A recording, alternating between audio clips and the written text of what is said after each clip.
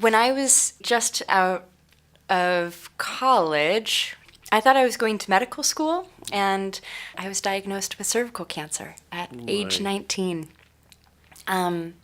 HPV-related cervical cancer. I knew that I had HPV for a number of years, and I had had a ton of cervical changes over time, and I knew that my ticket was up, really.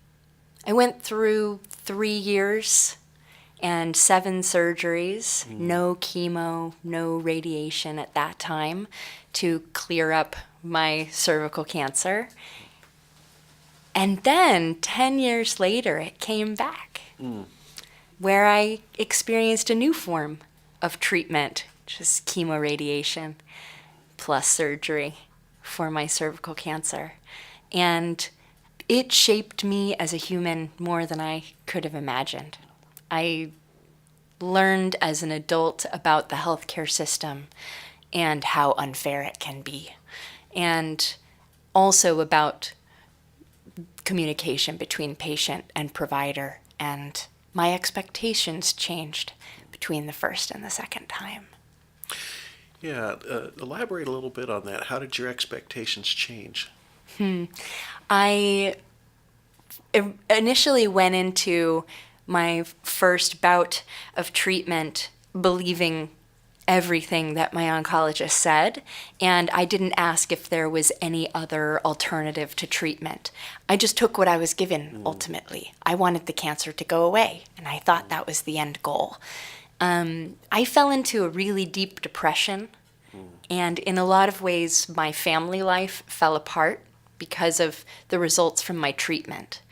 I found out only after treatment ended that I couldn't have children. And that was very important to my husband at the time and to my family. I wish that I had known. I wish that I knew what my side effects were going to be and what my risks for treatment were.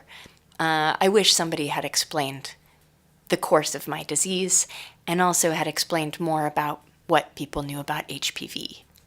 That put me on this path of really needing to understand treatment options and how to advocate better for myself and others.